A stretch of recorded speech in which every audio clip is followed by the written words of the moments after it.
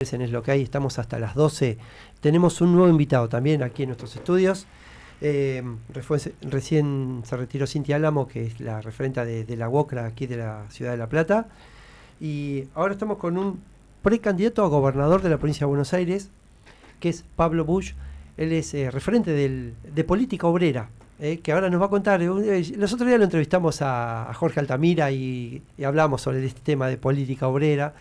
Sabemos que ¿quién va a negar de que Jorge Altamira es el histórico referente indiscutido del Partido Obrero? Pero bueno, párrafo aparte, vamos a hablar de política obrera, por eso está aquí el precandidato a gobernador de la provincia de Buenos Aires, a quien le doy la bienvenida. ¿Cómo estás, Pablo? ¿Todo bien? ¿Qué tal? Buen día. Bueno, contanos un poco esto, ¿no? Política obrera, ya tiene su fórmula, ya su instalación, digamos, también, su desarrollo territorial, pero la propuesta, ¿no?, de política obrera, ¿cuáles son tus ejes principales, ¿no? Sí, para simplificar un poco para el oyente, la historia del Partido Obrero, en un momento de crisis, de orientación y de debate, se expulsó a Jorge Altamira y a una cantidad de dirigentes. Bueno, rápidamente hemos formado política obrera y hemos podido presentar, lista a presidente, lista a gobernador, lista aquí en La Plata, en Berisso, con Gómez Sarabia candidato aquí en La Plata, sí, y Eduardo Molina en Berisso, candidato a intendente. Para simplificar, es la historia del Partido Obrero, es la continuidad histórica. Nosotros estamos haciendo mucho hincapié en el problema que padece la población trabajadora de Buenos Aires y a nivel nacional también, que es un proceso de agudización muy grande de la precarización laboral. Hoy leía que el gobernador Kicillof se vanagloria de que se han creado 120.000 puestos de trabajo en la provincia de Buenos Aires en su mandato. Lo que no dice Kicillof es que esos puestos de trabajo se han creado sobre la base de una inmensa miseria social de esos trabajadores. Hoy el dato es que los que trabajan son pobres. La UOM firmó hoy un acuerdo, ayer firmó un acuerdo que los básicos están por debajo de la línea de pobreza y lo van a estar mucho tiempo más si siguen las cosas como están.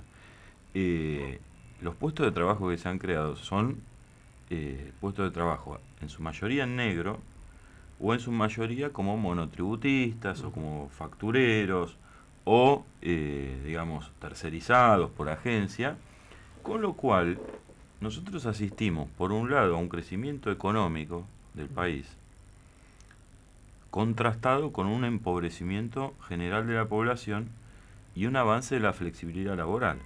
Porque ¿cuál es el secreto de estos salarios de pobreza?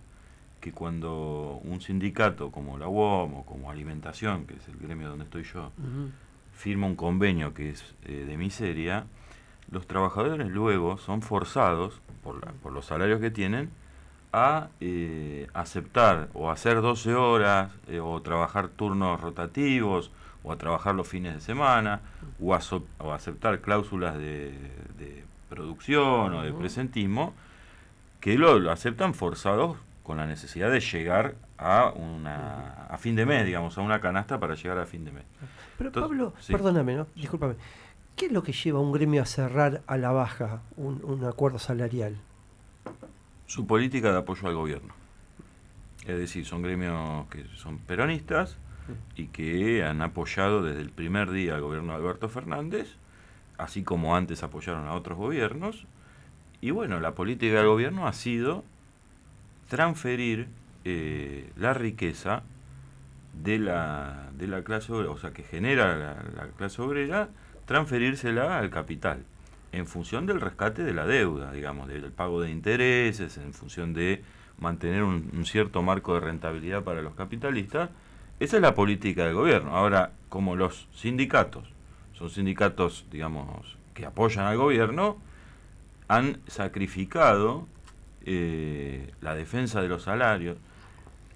la defensa de las condiciones de trabajo, la defensa de la estabilidad laboral, la han sacrificado en función de su apoyo al gobierno, en este caso Alberto Fernández y Sergio Massa. Bueno, la CGT hoy está haciendo campaña lisa y denodadamente por Sergio Massa. Dice, bueno, pero si es el gobierno que nos ha llevado a estos salarios de miseria. Bueno, de eso se trata, digamos, la política de los sindicatos. Ahora, quiero advertirte algo que nosotros hacemos mucho hincapié. La cuestión de la flexibilidad laboral, de esta precariedad en el trabajo, nosotros no lo estamos desarrollando como un problema sindical. Es decir, bueno, que un sindicato arregló mal y entonces, El problema de precariedad laboral ha penetrado en todas las áreas del trabajo en la República Argentina. No conozco un rubro en donde no haya un cuadro de precariedad laboral creciente, inclusive, no sé, profesionales como médicos, no sé, docentes, enfermeros, sectores donde, bueno, uno entendería que deberían tener otro cuadro de situación, esa es la precariedad laboral avanzada. Ahora, nosotros lo que queremos expresar sobre este punto es que en el problema de la flexibilidad laboral se va la vida del trabajador, porque el trabajador tiene que, 1, matarse para llegar con la productividad, 2, ir a trabajar enfermo para llegar con el presentismo, 3, matarse haciendo horas extra, 4, por ejemplo en el Rappi, pedalear todas las horas posibles y a toda velocidad para llegar a cobrar un mango, ¿no? Es decir, en todos los rubros la flexibilidad laboral lleva al trabajador a matarse. Sí, el taxista el taxista, bueno, ahí está, ¿ves? O el comerciante que tiene que abrir sábado, domingo, feriado, 16 horas, 18 horas. Entonces, con este cuadro de precariedad laboral, ¿qué vida social puede desarrollar un trabajador? ¿Qué proyecto? ¿Qué estudio? ¿Qué formación? Es decir, bueno, uno se sacrifica, obviamente forzosamente, pero el problema de la flexibilidad laboral es un problema mundial y es un problema de vida de la clase obrera. Es decir, esto hay que enfrentarlo y ponerle fin, porque, es decir, la vida es una sola y uno no va a vivir matándose para llegar a fin de mes. Es decir, a través del empobrecimiento de los convenios a la baja, los sindicatos habilitan este tipo de situaciones que, bueno, son tan agudas para los trabajadores. El otro día hicimos una actividad en CIAT, Techint, acá en Zona Sur, en Avellaneda, que es donde se hicieron los caños del gasoducto. Es una fábrica que debería ser las mejor pagas del país y deberían ser casi condecorados como héroes de la patria. Sí, hace unas válvulas impresionantes. Claro. También, sí. Bueno, los delegados, que también apoyan al gobierno, denunciaron que trabajan 21 días corridos, sin descanso. 21 días. Claro, con el objetivo de llegar a hacer los caños necesarios para el gasoducto Néstor Kirchner. Ahora, todo el progreso que se puede desarrollar como país o el aumento de los puestos de trabajo siempre es hundiéndole el lomo a los trabajadores, que obviamente, por ejemplo, me recuerdo que presentaron una carta para que el Día de la Madre no puedan las madres no ir a trabajar, la empresa se negó. Entonces, lo pongo como ejemplo, no estoy hablando solo de esto, pero en el problema de la flexibilidad laboral hay que ponerle fin, y porque se va la vida del trabajador, es decir, se sacrifica la vida social, la vida familiar, la vida de los amigos, en función de alcanzar una canasta que deberíamos alcanzar simplemente trabajando 8 o 6 horas en un empleo. Hoy en día la productividad ha crecido en forma descomunal y no sería necesario matarse en la fábrica. Claro, Pablo, en este caso la propuesta a veces de política obrera tiende a este esquema que en muchos países se está implementando de que la jornada laboral sea más corta y que eso generaría a su vez más empleo. Por supuesto, en el siglo XIX, perdón, a fines del siglo XIX, a principios del siglo XX, cuando se empezó a plantear lo de las 8 horas, lo planteaban los socialistas y demás, el capitalismo era otro capitalismo. Hoy en día la productividad ha crecido en forma impresionante. En la máquina en la que estoy yo, hoy trabajamos 2 personas. Hace 10 años trabajaban 10 personas y hace 30 años trabajaban 25 personas. Y hacemos muchas más sopas ahora que las que se hacían en 1980 y que se hacían en 1950, porque las máquinas son mejores, la robótica y demás. Y sin embargo, ahora trabajamos 2 en turnos rotativos, trabajando fines de semana, obligados, y no llegamos. Y así todo, claro. Y así todo lo llega. Entonces, en vez de el régimen capitalista, en vez de abrir paso, decir, bueno, trabajan 10, pero trabajan menos horas, y entonces tienen una vida social. No, el régimen capitalista sigue llevando las cosas al límite. Claro, exprimiendo al máximo la fuerza de trabajo, que es la lógica de ellos.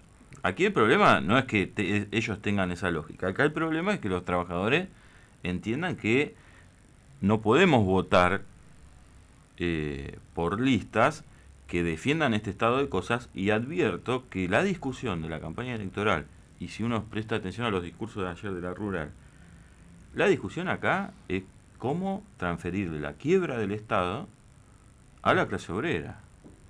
Es decir, ayer se anunció, todos los candidatos anunciaron que iban a ir a cero retención al campo. Todos. ¿De dónde va a salir la plata? Es evidente que impuestos a los capitalistas no le van a poner, impuestos para... Es evidente que viene una modificación sustancial del régimen impositivo para que la clase obrera pague ese dinero que hoy sale de las retenciones. Luego se habla de una reforma laboral. No solamente habla de una reforma laboral la oposición, el propio gobierno, la CGT, Juan Grabois. Es decir, ya están alineándose con lo que reclama los tenedores de deuda, el Fondo Monetario Internacional, los grupos internacionales de crédito, Templeton, PIMCO, todos esos grupos, están reclamando que se desarrolle una reforma laboral que tiene por objetivo abolir el derecho laboral en la República Argentina. Es decir, que un trabajador pase hoy de tener un convenio, vacaciones, aguinaldo, indemnización, derecho de protesta, son todas conquistas que a lo largo de muchos años y muchas luchas los trabajadores han conquistado para sí. Hoy en día la discusión es, por ejemplo, la indemnización tiene que terminar, tiene que ser modificada y cambiada de otra forma, el periodo de prueba tiene que ser extendido, cosa de que los capitalistas puedan rotar permanentemente el personal y ese personal no tenga derecho de reclamo alguno, ni de indemnización ni de nada. Abolir las multas a las violaciones a la ley de contrato de trabajo, que es algo, ilógico, porque si usted tiene un contrato con alguien y usted incumple ese contrato, un contrato comercial, supóngase, alquila aquí un local en La Plata, dice, bueno, voy a pagar, usted tiene un contrato comercial, si usted incumple, la ley establece que usted va a tener que pagar multas. Es decir, bueno, lo mismo pasa con las patronales, es decir, bueno, si usted incumple las leyes laborales, va a tener que pagar multas, claro. Bueno, ahora hay un reclamo universal de, no, basta de multas. Es decir, o sea, incumplamos. Claro, no pasa nada. El derecho de incumplir. Inclusive, ahora hay otro planteo, que es, digamos, el que va más a fondo, que es el que plantea abolir el derecho de protesta. Porque detrás del reclamo de, bueno, basta de piquete, basta de huelga, basta de, inclusive hay planteos como el de Bullrich, Milei y Lustó, Jorge Macri, que desarrollan un planteo de corte más fascista, es decir, bueno, hay que terminar con esto, hay que terminar con los piqueteros, hay que terminar con esto, cuando el derecho de protesta, ellos deberían decirle a la población que es legal, y los piquetes son legales en todo el mundo, salvo en las dictaduras, pero por ejemplo en Estados Unidos es perfectamente legal el piquete de huelga.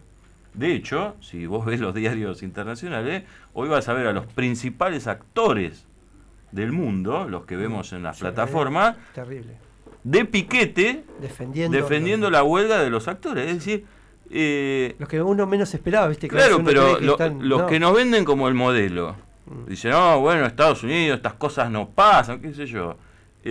Bueno, primero tienen que saber que la palabra piquete es una palabra anglosajona, viene de picket. Picket ride, picket line, que tiene que ver con los piquetes de huelga. Como boicot. Claro, boicot, claro. Y luego tiene que decir que en el que plantean como el paraíso de la humanidad de Estados Unidos, los trabajadores digamos, del cine están en huelga y no son precisamente figuras no conocidas. Los principales actores están todos en la huelga, se levantaron. Los de Oppenheimer, por ejemplo, levantaron todas las presentaciones y se fueron a luchar. Con lo cual es un problema mundial. Claro, viste, Pablo, que aparte del mensaje que es genial, que a mí me parece importantísimo, eso ellos dicen, sin nosotros, ellos tampoco son nada, ¿entendés? Que ese es el tema, la empresa, sin los trabajadores y trabajadoras, tampoco son nada, que es lo que hay que respetar. Y yo voy a este aspecto, Pablo. Estamos con Pablo Busch, que está aquí en nuestros estudios, él es precandidato a gobernador de la provincia de Buenos Aires por Política Obrera.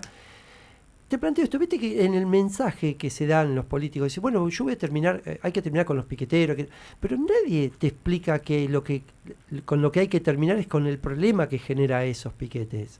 Viste que de eso nadie habla. No, porque es un problema de otro orden. El problema, es decir... Porque ¿cómo se soluciona lo que está detrás de todos esos piquetes? Por supuesto, es relativamente simple de explicar. El problema es los intereses que hay que afectar. Es decir, usted tiene una cantidad de horas. Por ejemplo, hoy en esta fábrica que trabajan 21 días corridos. Bueno, es decir, hay gente que no tiene trabajo y gente que tiene trabajo y es sobreexplotada. Bueno, imponiendo un aumento general de salarios, llevando el salario al costo de la canasta familiar y repartiendo las horas de trabajo entre los que quieran trabajar. Yo te aseguro que ningún desocupado considera que el futuro de su familia está asegurado siguiendo como desocupado. No es como se dice. Es decir, si uno ofrece un trabajo en una fábrica con un buen salario, con obra social y demás, todos los desocupados se van a inscribir. Ahora, el problema es que eso implicaría una pérdida de ganancias de los capitalistas. Y es decir, hay que afectar. Bueno, la otra es, seguir afectando los intereses de los trabajadores, que cada vez ganemos menos, que cada vez haya menos posibilidades. Bueno, por supuesto, es simple de plantear. El problema es que afectaría los grandes intereses de las corporaciones, de las grandes empresas.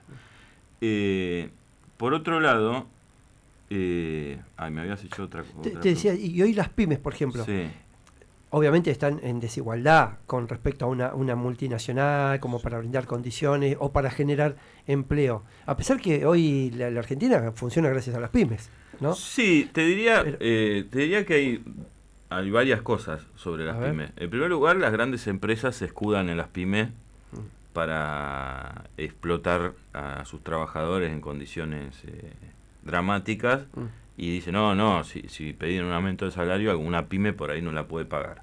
En general, los dueños de las pymes, como conocen personalmente a los trabajadores y demás, deberían ser los más interesados, como son empresas en general hasta de explotación familiar, los más interesados en que se puedan aumentar los salarios. Ahora, hay otro problema, que es que el gran capital, por ejemplo, yo trabajo en Unilever. Unilever tiene 150 pymes que trabajan para ella. Y que dicen, las pymes, el emprendimiento, no sé qué. Dicen, no, pará, si esto es de ustedes. Estas son, es decir, que le fabrica las tuercas a Unilever, le fabrica las tuercas solo a Unilever. Entonces, es decir, se disfrazan en pyme y entonces tienen otro convenio, no tienen salario, son tercerizados.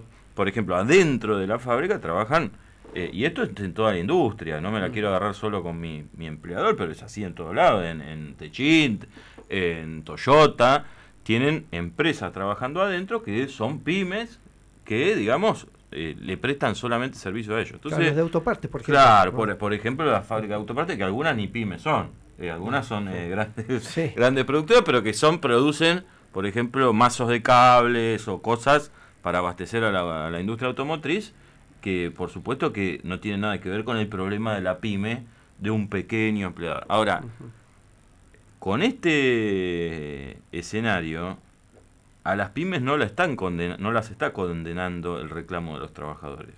A las pymes la condenan los bancos, la tasa de interés, las tasas impositivas. Es decir, el problema de las pymes, por supuesto, y de la situación, el régimen económico en general, que tiende a la concentración. Ahora, las pymes no deberían preocuparse por los reclamos de los trabajadores, sino por los usurarios que dominan el régimen bancario, de la LELIC, de la tasa de interés y demás.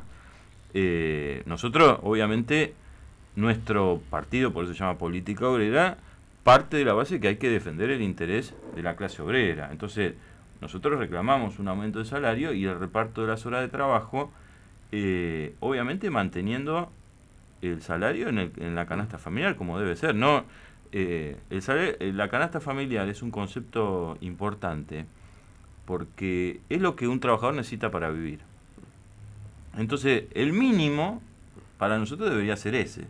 Si alguien quiere explotar a otro y dice, no, bueno, pero no te voy a pagar lo que te alcance para vivir, es decir, bueno, ya deberías replantearte si vas a contratar a alguien, ¿no? Es decir, pero hoy en día es, se contrata en negro, se contrata como facturero, no las pymes, estoy hablando del gran capital, y después cuando ese trabajador, obviamente, cuando es echado o lo que sea, va y hace un juicio, dice, no, acá hay una industria del juicio laboral, como dijo Grabois en C5N el domingo. Eso, sí. Hay una industria del juicio laboral, en realidad lo que hay es una industria que no respeta los derechos laborales y que quiere que los trabajadores no tengan derecho luego a litigiar.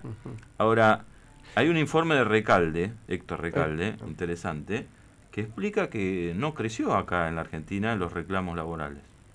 En 1994 eran 60.000 y en 2022 fueron 65.000 y subió como 4 millones de personas la cantidad de empleados. Entonces, no es que hay una industria generalizada de abogados, caranchos, sino que lo que hay es que las empresas no quieren correr el riesgo de que luego les hagan juicio. Las grandes sobre todo. Las grandes sobre todo. Yo lo que recomendaría es que cumplan con las leyes laborales.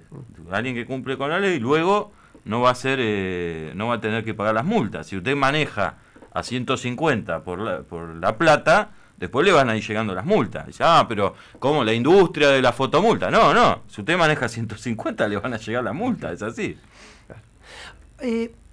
Hay una creencia o por ahí, o determinados fundamentos, Pablo, que uno dice cuando habla de los derechos de los trabajadores, que me parece bárbaro que se defienda, que es lo fundamental, como que a veces son enemigos del capital, ¿no? Uno dice, bueno, llegan al gobierno y lo primero que van a hacer es combatir el capital, como bueno, el peronismo en su momento supo hasta cantarlo en la marcha. Política obrera en este caso, ve a un inversor, lo tengo que plantear así abiertamente, ¿no? ¿Es un enemigo? ¿Está mal visto ser un inversor? De manejar capital, querer montar una empresa. No. Nosotros no lo vemos así. Ahora, el punto es el siguiente. Estamos hablando de un régimen social que exprime cada vez más a los trabajadores en función del lucro capitalista. Este régimen de explotación no va en cuestiones individuales. Nosotros, es decir, aquí nosotros ordenamos nuestra caracterización a partir de la guerra mundial que se está desarrollando en Ucrania, de la destrucción del medio ambiente, del avance de la flexibilidad laboral en todo el mundo y en particular en la Argentina con unos niveles salariales increíbles y con una jornada de trabajo que cada vez se extiende y demás. No se trata de un inversor que nos la agarramos y demás. El régimen social capitalista, como lo único que persigue es el lucro, no tiene como en agenda la cuestión humana. Si tiene que destruir el medio ambiente para desarrollar algo rentable, lo va a destruir. Aquí en La Plata, quiero advertir que nuestro candidato hizo una denuncia muy contundente de que se han hecho en lugares que tendrían que ser, en terrenos que deberían ser destinados a desagüe, se han rellenado para negocios inmobiliarios gigantescos. ¿Cuál es el problema? El problema es que cuando de la niña pasemos al niño y las lluvias reemplacen a la sequía, ya hay algunos estudios que ponen en rojo el problema de las inundaciones en La Plata. Por dar un ejemplo nomás. Entonces, el régimen capitalista, en tanto a lo que apunta es a un crecimiento permanente de su rentabilidad o al sostenimiento de una tasa de rentabilidad, tiende naturalmente a destruir a la fuerza de trabajo y a la naturaleza. Claro. Nosotros planteamos un régimen social que priorice los intereses de los productores, de los trabajadores, de los campesinos. Es un problema de un régimen, no es un problema individual de un inversor, un productor, porque yo tengo familia y algunos son pequeños empresarios, otros son laburantes, otros son profesionales. No es que no les hablo y uno dice, no, son el enemigo, sino que el régimen social que nosotros queremos construir es un régimen social nuevo sobre bases humanas, en donde la gente pueda vivir de su trabajo y pueda desarrollar una vida social y tener una vida como la tecnología de hoy lo permiten. Hoy todo sale chauchas y palitos. Podríamos vivir una vida increíble en Argentina y en todo el mundo. Yo que soy una persona de la industria, por decir algo, como me gusta decir a mí, puedo decirte que el hambre en la Argentina se resuelve simplemente ordenando producir a las fábricas alimenticias que dejan de producir en el momento que la rentabilidad capitalista choca, digamos. O sea, hasta el punto que se la pueden comprar, los caramelos se producen. Luego de que ya no se dejan de vender, ahí el capitalista dice, bueno, acá la rentabilidad no me da, dejo de producir, ¿verdad? Exacto. Ahora, las fábricas podrían estar produciendo mucho más, y sin embargo hay fábricas, no sé, como la Salteña y demás, que paran a decir, no, este mes... A demanda, ¿no? Claro, por supuesto, trabajan a demanda. ¿Y cómo es la demanda? Lo que pueden comprar. Y sin embargo hay hambre en el país. Entonces, si eliminás la rentabilidad capitalista de la ecuación, resolvés el problema del hambre y resolvés el problema del trabajo. Claro. ¿Entendés? Ahora, el problema de los piquetes, era lo que me había quedado boyando. Quiero decirte que la lucha obrera, la protesta, hay que tener cuidado con esto, porque escuché un candidato decir, no, nosotros subimos los salarios, mejoramos las condiciones y se acaban las protestas. Ese tipo que es un dictador potencial. ¿Tan fácil? No, pero no es eso lo que es tan fácil. Es decir, la protesta no se termina nunca. Claro. Es decir, vos venís, suponete que se hace lo que yo planteo, gobierno de trabajadores, reparto de las horas de trabajo, aumento de los salarios, y luego viene y me dice, mirá, no nos están enseñando nada cultural. Vamos a hacer una protesta para que este régimen social nos abra las puertas. Y yo que protesté toda mi vida, que estoy en todas las movilizaciones, ¿qué voy a estar en contra de una protesta? No, la protesta de la clase obrera es el motor. ¿Me entendés? Entonces no es que se resuelve, porque además es muy difícil para nosotros poder anticipar por dónde van a pasar los anhelos, los deseos, los sueños de los trabajadores dentro de 50 años. Yo no puedo decir, no, con esto... Porque, ¿qué pasa? Hay gente que dice, yo voy a Capital una vez todos los días. Y 2 por 3 me agarra un piquete. Entonces viene la 9 de julio, uno y le dice, no, con mi agenda, Bullrich dice, yo te elimino a los piqueteros, los mato a todos. Y me banco la que venga. Como dice, como intentó hacer Macri, no pudo, digamos, ¿no? Es decir, ella lo acusa de Macri de tío. Después viene otro y dice, no, consensuando, La izquierda no puede decir, no, yo voy a terminar con la protesta a través de subir los salarios. Porque la protesta sigue su curso, ¿entendés? Es decir, poder resolver un problema, pero un trabajador que se le abre una puerta y dice, bueno, ahora tengo una vida, decir, bueno, ahora quiero mejorar, porque inclusive ayer en una radio me decía, no, acá el problema es que los trabajadores son consumistas, ¿no? Y entonces dice, tendría que ser como Pepe Mujica, que tiene el mismo auto desde 1940, nosotros no creemos eso. Nosotros defendemos el derecho a consumo de la clase obrera y su libertad de consumo. Si quiere comprarse un auto, defendemos que quiera comprarse ese auto. Quiere tener un celular de la mayor... ¿Por qué el obrero no y el capitalista sí?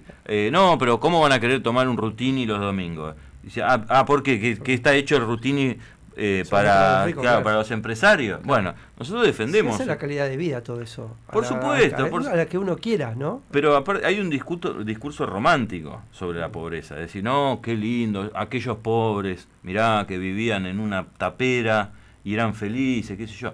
Mirá, ahora, le digo, mi hijo, si no tiene acceso a los juegos, a la tecnología, hoy en día eso es una necesidad imperiosa de cualquier juventud, y es un derecho. Y vamos a lo básico, una frazada en el invierno y una camita caliente para dormir, ¿o no?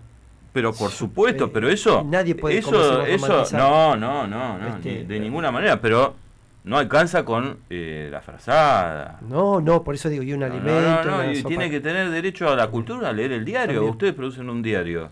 ¿Qué mejor que los trabajadores tengan que decirle, mirá, yo me crié en una casa que todos los días venían 3 diarios.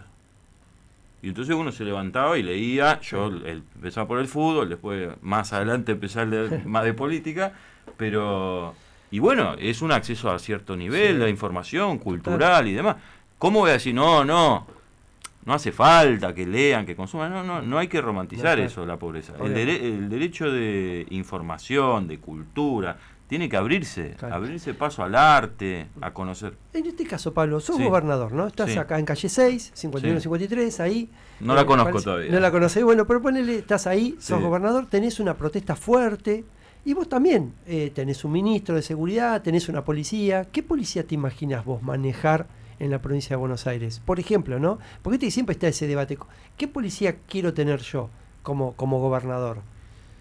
En primer lugar, quiero decir que hoy la policía es utilizada para resolver los conflictos obreros en favor de la clase capitalista. Por ejemplo, la patronal del neumático hoy no dejaron entrar a los dirigentes del sindicato a las fábricas, apelando al derecho de propiedad privada que dicen tener sobre la fábrica y con cobertura policial.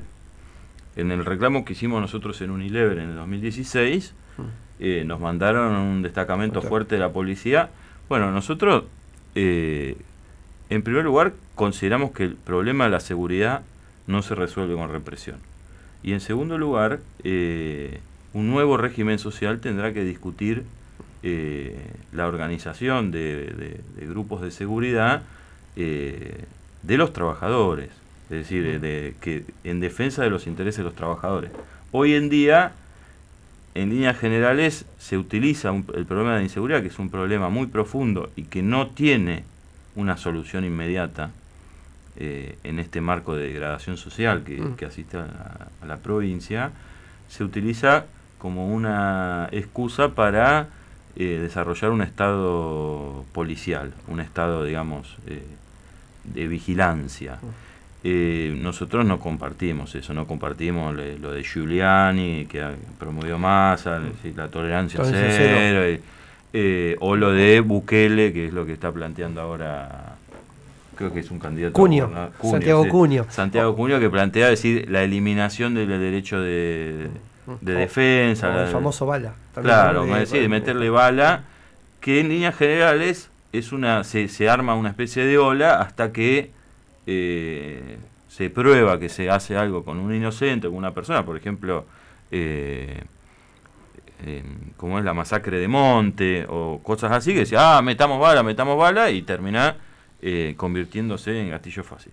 No tiene una solución inmediata el problema, pero si vos me preguntás qué policía me imagino una policía que defienda los intereses de la mayoría, es decir, de la clase trabajadora.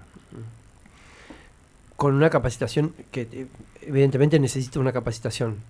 O sea, no digo solamente la policía, todos necesitamos una capacitación, todos. Pero la policía especialmente también, ¿no? Por este tema, ¿no? El tema de los abusos que puedan surgir. Mirá, yo te diría que en el marco de una ola de discursos fascistas, de discursos, por ejemplo, que un candidato dice que hay que meterle fuego a la Villa 31, ¿no? Y que nadie dice nada hasta que ese mismo candidato se descubrió que decía que hablaba mal de los judíos y entonces ahí saltó, digamos, tuvo que renunciar, o que otro dice meterle bala a los pobres y demás. Por supuesto que por más capacitación que se le dé a la policía está dentro de ese discurso, digamos. No sé si se resuelve con un problema de capacitación. Me da la impresión de que este esquema de una policía al servicio del capital debería ser en su momento rediscutido integralmente. No me parece que esta policía con un par de cursos termine siendo otra cosa de lo que es, en mi opinión. Sé que hay una discusión ahora, si 3 meses, si 6 meses, 1 año de capacitación y demás. Bueno, pero si el discurso de los que lo van a capacitar es un discurso de características fascistas, o si el objetivo del gobierno es terminar con la protesta, en los que lo van a capacitar no es en mejorar la seguridad de la población o la indefensión, sino en decir cómo desarticular una protesta, una huelga, cómo perseguir a los manifestantes. No sé si eso va a favorecer los intereses de los trabajadores, ni va a ser una policía que recupere la imagen, ni nada. Me da otra impresión. Claro, porque cada vez que hubo una protesta acá en la provincia de Buenos Aires e intervino la policía, toda la dirigencia te dice lo mismo, ¿no? O la militancia, te dice, ahora nos dicen, esta es la policía de Kicillof, la que reprime, pero también nos decían por la policía de Vidal, que reprime, la policía de Scioli, que reprime, la de Solá, y si te llevo hasta la de Dualde, ¿no? Son 40 años de democracia y uno dice, y la policía sigue siendo la misma, porque uno también compra ese mensaje, ¿no? Sí. Dice, ¿solamente es represiva la policía? ¿Está para eso solamente? ¿No? sí, bueno, no. Pero nadie se hace cargo, ¿no? O de mejorarla, o darle un perfil tal vez más humano, o un protocolo de actuación. Bueno, pero la policía en algún punto acata órdenes políticas. Entonces, si hay una policía que reprime o que mete bala, no es un loco suelto. Había uno que me decía, hay buenos y malos policía. Y yo le decía, mira, están buscando a los buenos porque nombran uno, lo echan, nombran otro, lo echan, nombran otro. Entonces los buenos, vos decís que hay buenos, pero no los encuentran. No, el problema es el de la indefensión, te digo, de que la población sale a la calle.